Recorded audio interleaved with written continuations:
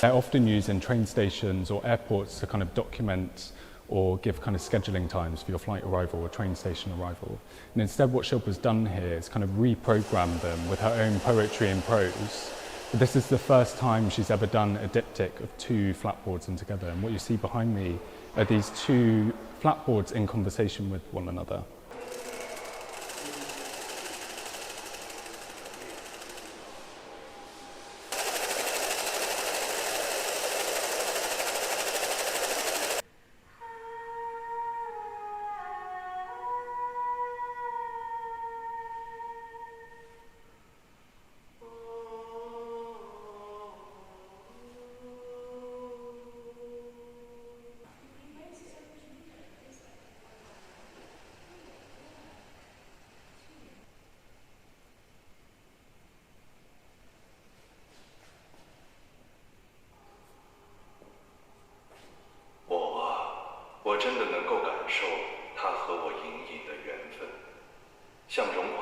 It's this amazing sound installation, incredibly experiential, where you'll see 100 microphones suspended above 100 iron spikes, and on each spike is a piece of paper or a fragment of poetry by a writer or poet who has been incarcerated for their words, writings or beliefs.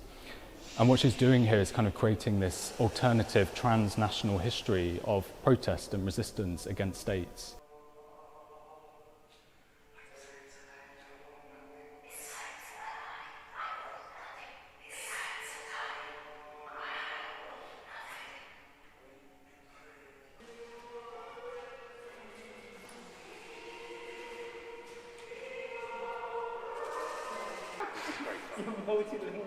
Exactly. I don't even know if they've done me accurately. I don't know what to say.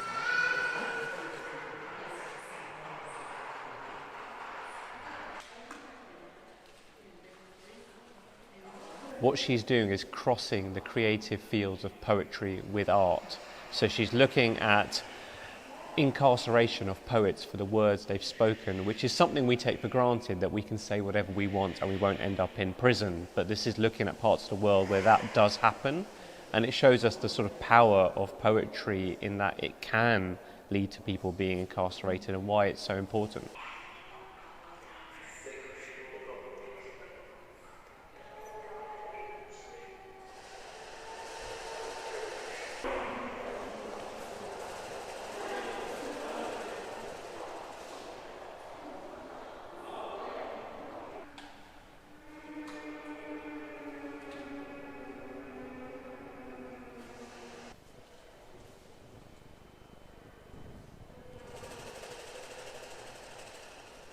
And it is shocking that it still happens, and it's something we may take for granted in certain Western democracies, but it is a real risk for someone to put out their creative form and that they could end up being incarcerated for it.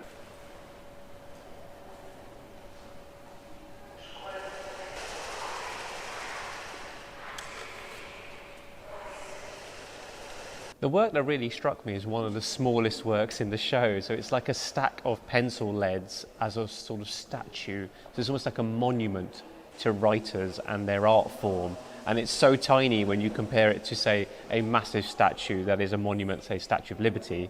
And yet it's so powerful because it is that tiny pencil lead can have such a huge impact on people, societies and governments around them.